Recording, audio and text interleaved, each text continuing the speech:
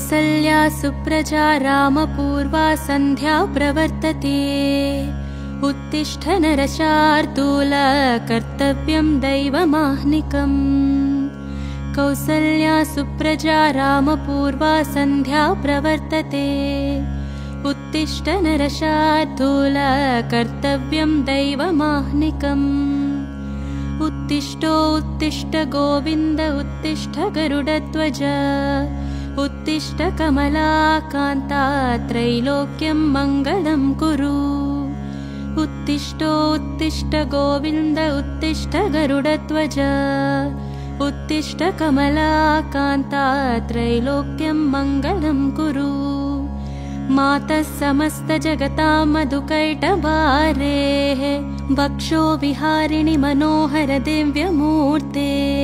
श्रीस्वामि निःश्रित जनप्रियदानशीले श्रीवेङ्कटेश दयिते तव सुप्रभातम्। मातः समस्त जगतां मधुकैटभारेः वक्षो विहारिणि मनोहर दिव्यमूर्ते। श्रीस्वामि निःश्रित जनप्रियदानशीले श्रीवेङ्कटेश दयिते तव सुप्रभातम्। तव सुप्रभातमरविन्दलोचने भवतु प्रसन्नमुखचन्द्रमण्डले। विधिशङ्करेन्द्रवनिताभिरर्चिते वृषशैलनाददयिते दयानिधे। अत्र्यादिसप्तऋषयस्य मुपास्य सन्ध्याम् आकाशसिन्धुकमलानि मनोहराणि। आदाय पादयुगमर्चयुतं प्रपन्ना शेषाद्रिशेखर विभो तव सुप्रभातम्। पञ्चाननाब्जभवषण्मुखवासवाद्याः त्रैविक्रमादिचरितं विभुतास्तुवन्ति। भाषापतिपठितवासरशुद्धिमारात् शेषाद्रिशेखर विभो तव सुप्रभातम्। ईषत्प्रफुल्लसरसीरुहनारिकेलपूगद्रुमादिसुमनोहरपालिकानाम् आवाति मन्दमनिलः सह दिव्यगन्धै शेषाद्रिशेखर विभो तव सुप्रभातम्। उन्मील्य नेत्रयुगमुत्तमपञ्जरस्ताः पात्रावशिष्टकदलीफलपायसानि भुक्त्या सलीलमदकेलिशुका पठन्ति। शेषाद्रिशेखर विभो तव सुप्रभातम्। तन्त्री प्रकर्षमधुरस्वनया विपञ्च्या गायत्यनन्तचरितं तव नारदोऽपि। भाषा समक्रमसकृत्करचाररम्यम् शेषाद्रिशेखर विभो तव सुप्रभातम्। भृङ्गावली च मकरन्दरसानुविद्धजङ्कारगीतनिनदैः सह सेवनाय निर्यात्युपान्तसरसी कमलोदरेभ्यः शेषाद्रिशेखर विभो तव सुप्रभातम्।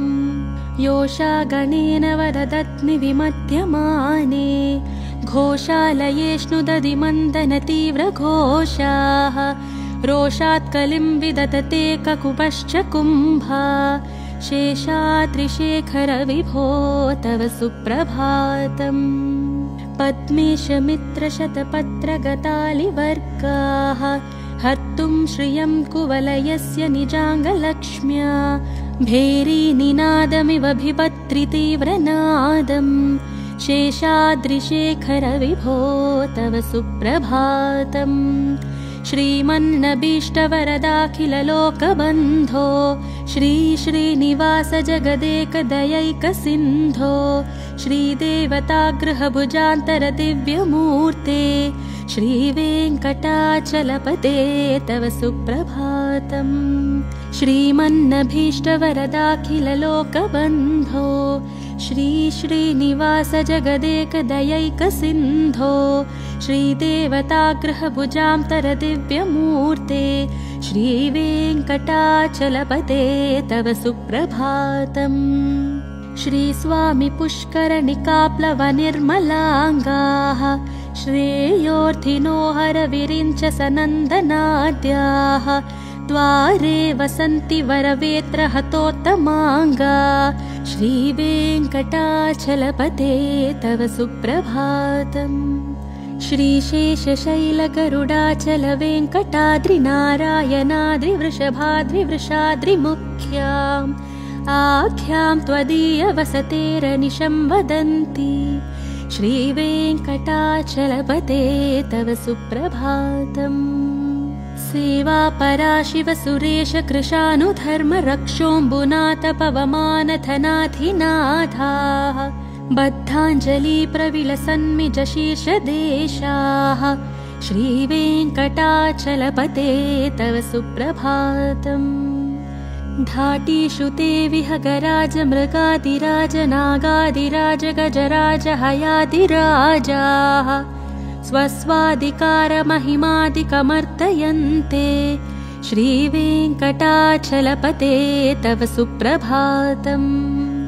सूर्येन्दुभौमबुधवाक्पतिकाव्यसौरिस्वर्भानुकेतुदिविशत्परिषत्प्रदानाः त्वद्दासदासचरमावधिदासदासाः श्रीवेङ्कटाचलपते तव सुप्रभातम्।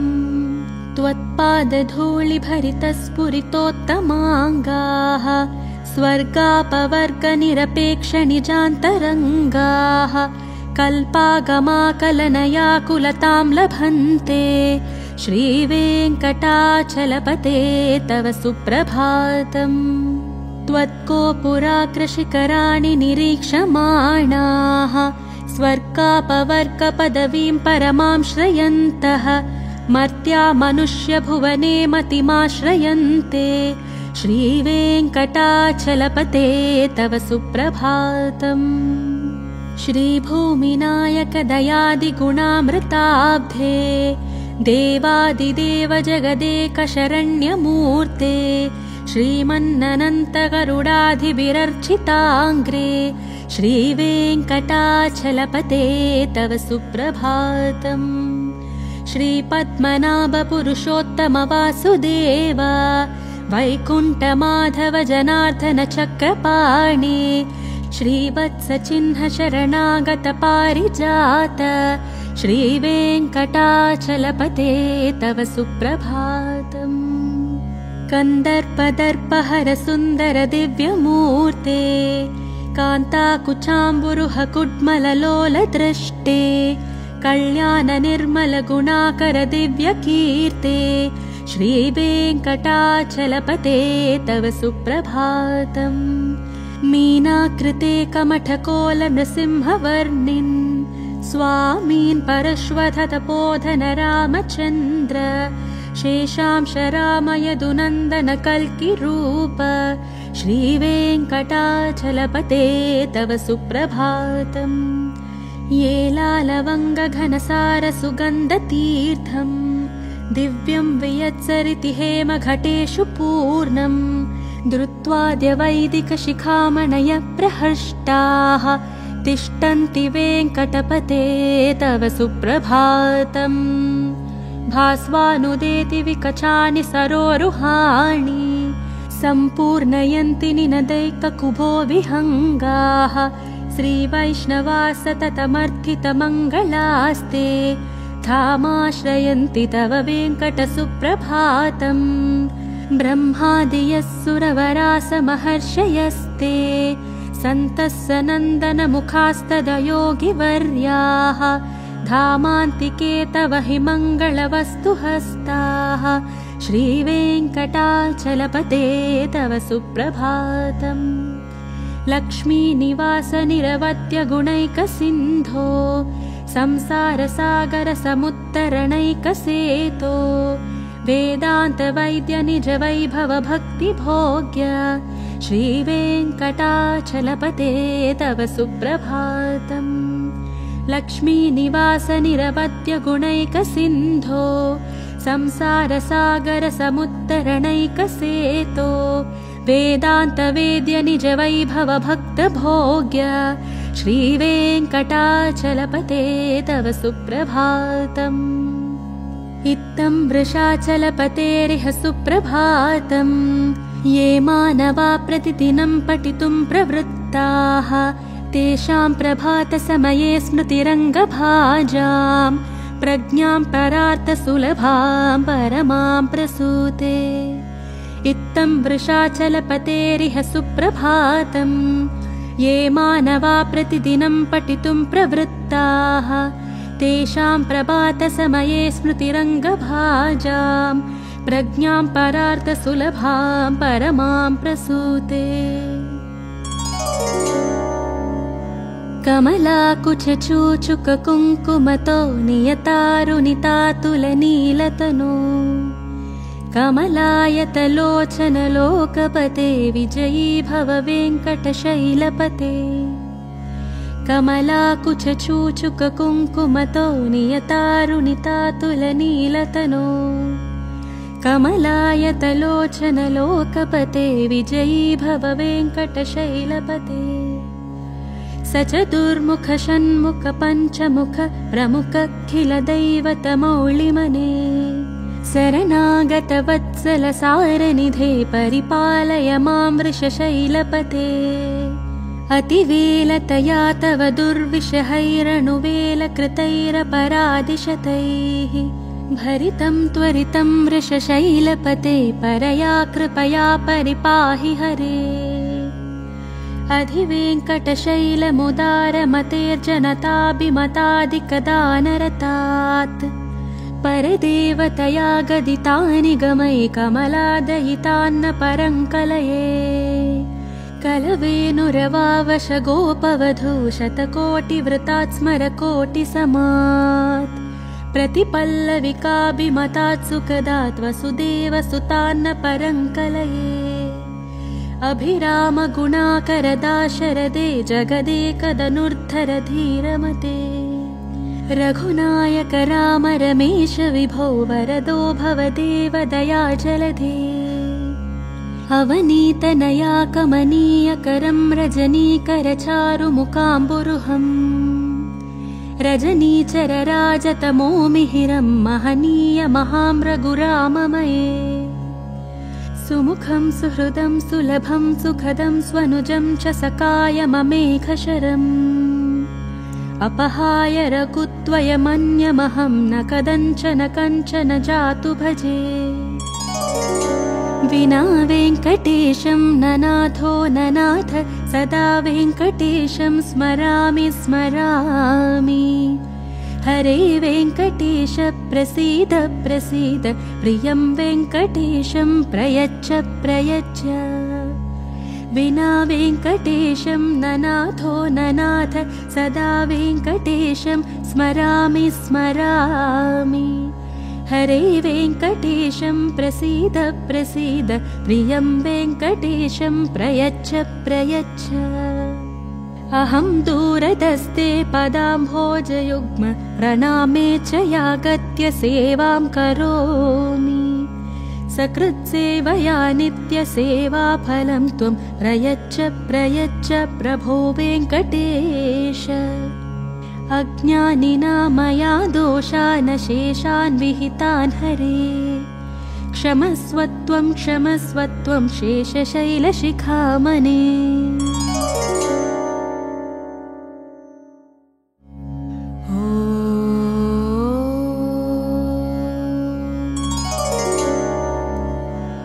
कौसल्या सुप्रजा रामपूर्वा सन्ध्या प्रवर्तते। उत्तिष्ठ नरशार्दूल कर्तव्यं दैवमाह्निकम्। कौसल्या सुप्रजा रामपूर्वा सन्ध्या प्रवर्तते। उत्तिष्ठ नरशार्दूल कर्तव्यं दैवमाह्निकम्। उत्तिष्ठ गोविन्द उत्तिष्ठ गरुडध्वज। उत्तिष्ठ कमलाकान्ता त्रैलोक्यं मङ्गलं कुरु। उत्तिष्ठ गोविन्द उत्तिष्ठ गरुडध्वज। उत्तिष्ठ कमलाकान्ता त्रैलोक्यं मङ्गलं कुरु। मातः समस्तजगतां मधुकैटभारेः वक्षो विहारिणि मनोहर दिव्यमूर्ते। श्रीस्वामिनिश्रितजनप्रियदानशीले श्रीवेङ्कटेश्वरि श्रीवेङ्कटेश दयिते तव सुप्रभातम् मातः समस्तजगतां मधुकैटभारेः वक्षो विहारिणि मनोहर दिव्यमूर्ते श्रीस्वामिनिश्रितजनप्रियदानशीले श्रीवेङ्कटेश दयिते तव सुप्रभातम् तव सुप्रभातमरविन्दलोचने भवतु प्रसन्नमुखचन्द्रमण्डले विधिशङ्करेन्द्रवनिताभिरर्चिते वृषशैलनाददयिते दयानिधे अत्र्यादिसप्तऋषयस्य मुपास्य सन्ध्याम् आकाशसिन्धुकमलानि मनोहराणि आदाय पादयुगमर्चयुतं प्रपन्ना शेषाद्रिशेखर विभो तव सुप्रभातम् पञ्चाननाब्जभवषण्मुखवासवाद्याः त्रैविक्रमादिचरितं विभुतास्तुवन्ति भाषापतिपठितवासरशुद्धिमारात् शेषाद्रिशेखर विभो तव सुप्रभातम् ईषत्प्रफुल्लसरसीरुहनारिकेलपूगद्रुमादिसुमनोहरपालिकानाम् आवाति मन्दमनिलः सह दिव्यगन्धै शेषाद्रिशेखर विभो तव सुप्रभातम् उन्मील्य नेत्रयुगमुत्तमपञ्जरस्ताः पात्रावशिष्टकदलीफलपायसानि भुक्त्या सलीलमदकेलिशुका पठन्ति शेषाद्रिशेखर विभो तव सुप्रभातम् तन्त्री प्रकर्षमधुरस्वनया विपञ्च्या गायत्यनन्तचरितं तव नारदोऽपि भाषा समक्रमसकृत्करचाररम्यं शेषाद्रिशेखर विभो तव सुप्रभातम् भृङ्गावली च मकरन्दरसानुविद्धजङ्कारगीतनिनदैः सह सेवनाय निर्यात्युपान्तसरसी कमलोदरेभ्यः शेषाद्रिशेखर विभो तव सुप्रभातम् योषागणेन वरदत्नि विमध्यमाने घोषालयेष्णुदधिमन्दनतीव्रघोषाः रोषात् कलिं विदधते ककुभश्च कुम्भा शेषाद्रिशेखर विभो तव सुप्रभातम् पद्मेशमित्रशतपत्रगतालिवर्गाः हर्तुं श्रियं कुवलयस्य निजाङ्गलक्ष्म्या भेरीनिनादमिव बिभत्रितीव्रनादम् शेषाद्रिशेखर विभो तव सुप्रभातम् श्रीमन्नभीष्टवरदाखिललोकबन्धो श्रीश्रीनिवास जगदेकदयैकसिन्धो श्रीदेवतागृहभुजान्तरदिव्यमूर्ते श्रीवेङ्कटाचलपते तव सुप्रभातम् श्रीमन्नभीष्टवरदाखिललोकबन्धो श्रीश्रीनिवास जगदेकदयैकसिन्धो श्रीदेवतागृहभुजान्तरदिव्यमूर्ते श्रीवेङ्कटाचलपते तव सुप्रभातम् श्रीस्वामि पुष्करनिकाप्लवनिर्मलाङ्गाः श्रेयोर्थिनो हरविरिञ्च सनन्दनाद्याः द्वारे वसन्ति वरवेत्रहतोत्तमाङ्गा श्रीवेङ्कटाचलपते तव सुप्रभातम् श्रीशेषशैलगरुडाचलवेङ्कटाद्रिनारायणाद्रिवृषभाद्रिवृषाद्रिमुख्याम् आख्यां त्वदीयवसतेरनिशं वदन्ति श्रीवेङ्कटाचलपते तव सुप्रभातम् सेवापरा शिवसुरेश कृशानुधर्मरक्षोऽम्बुनाथ पवमानथनाधिनाथाः बद्धाञ्जलिप्रविलसन्मिजशीर्षदेशाः श्रीवेङ्कटाचलपते तव सुप्रभातम् धाटीषु ते विहगराज मृगादिराज नागादिराज गजराज हयादिराजाः स्वस्वाधिकारमहिमादिकमर्तयन्ते श्रीवेङ्कटाचलपते तव सुप्रभातम् सूर्येन्दुभौमबुधवाक्पतिकाव्यसौरिस्वर्भानुकेतु दिविशत्परिषत्प्रदानाः त्वद्दासदासचरमावधिदासदासाः श्रीवेङ्कटाचलपते तव सुप्रभातम् त्वत्पादधूलिभरितस्फुरितोत्तमाङ्गाः स्वर्गापवर्गनिरपेक्षनिजान्तरङ्गाः कल्पागमाकलनयाकुलतां लभन्ते श्रीवेङ्कटाचलपते तव सुप्रभातम् त्वत्कोपुराग्रशिखराणि निरीक्षमाणाः स्वर्गापवर्गपदवीं परमां श्रयन्तः मर्त्या मनुष्यभुवने मतिमाश्रयन्ते श्रीवेङ्कटाचलपते तव सुप्रभातम् श्रीभूमिनायकदयादिगुणामृताब्धे देवादिदेव जगदेकशरण्यमूर्ते श्रीमन्ननन्तगरुडाधिभिरर्चिताङ्ग्रे श्रीवेङ्कटाचलपते तव सुप्रभातम्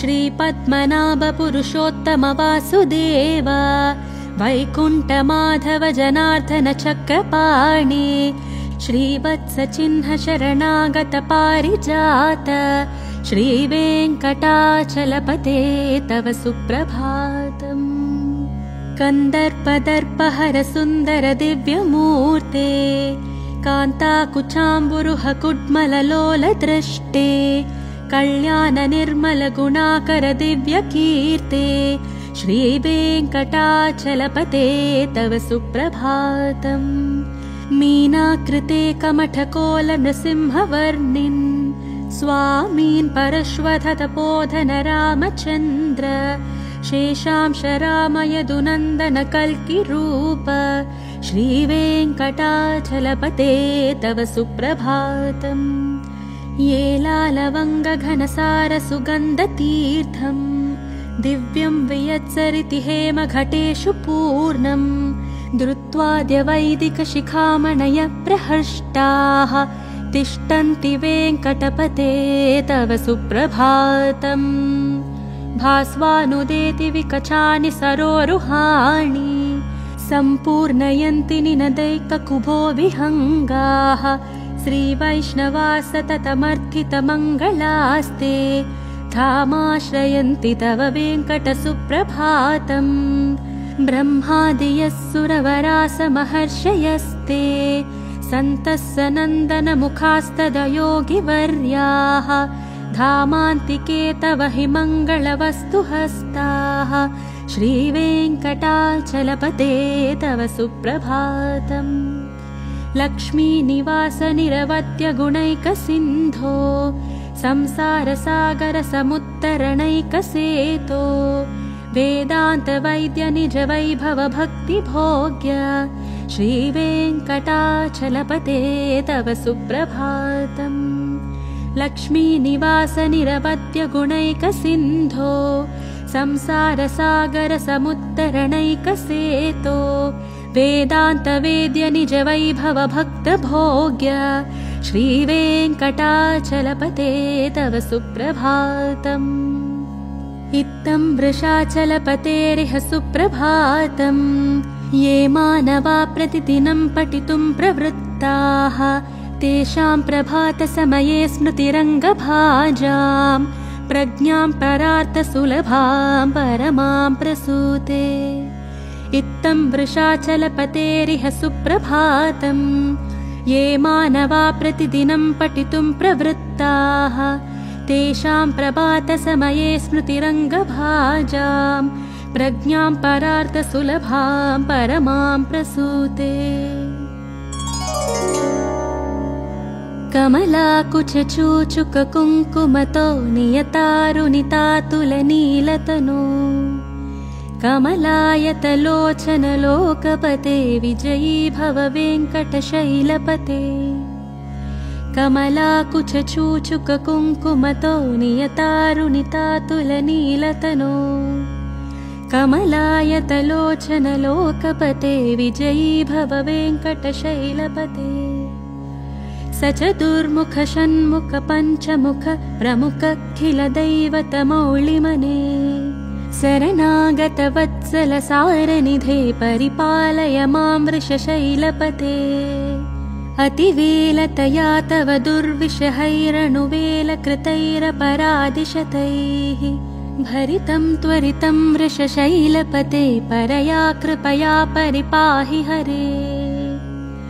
अधिवेङ्कटशैलमुदारमतेर्जनताभिमतादिकदानरतात् परदेवतया गदितानि गमै कमलादयितान्न परङ्कलये कलवेनुरवावशगोपवधू शतकोटिवृतात् स्मरकोटिसमात् प्रतिपल्लविकाभिमतात् सुखदात् वसुदेवसुतान्न परङ्कलये अभिरामगुणाकरदाशरदे जगदेकदनुर्धर धीरमते रघुनायक राम रमेश विभो वरदो भवदेव दयाजलधे अवनीतनया कमनीयकरं रजनीकरचारुमुकाम्बुरुहम् रजनीचरराजतमोमिहिरं महनीयमहाम्रघुराममये सुमुखं सुहृदं सुलभं सुखदं स्वनुजं च सकायममेघशरम्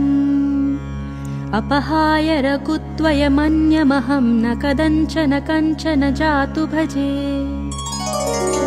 विना वेङ्कटेशं ननाथो ननाथ सदा वेङ्कटेशं स्मरामि स्मरामि हरे वेङ्कटेश प्रसीद प्रसीद प्रियं वेङ्कटेशं प्रयच्छ प्रयच्छ विना वेङ्कटेशं ननाथो ननाथ सदा वेङ्कटेशं स्मरामि स्मरामि हरे वेङ्कटेशं प्रसीद प्रसीद प्रियं वेङ्कटेशं प्रयच्छ प्रयच्छ अहं दूरदस्ते पदाम्भोजयुग्म प्रणामे च यागत्य सेवां करोमि सकृत्सेवया नित्यसेवाफलं त्वं प्रयच्छ प्रयच्छ प्रभो वेङ्कटेश अज्ञानिना मया दोषान् शेषान् विहितान् हरे क्षमस्व त्वं शेषशैलशिखामणे।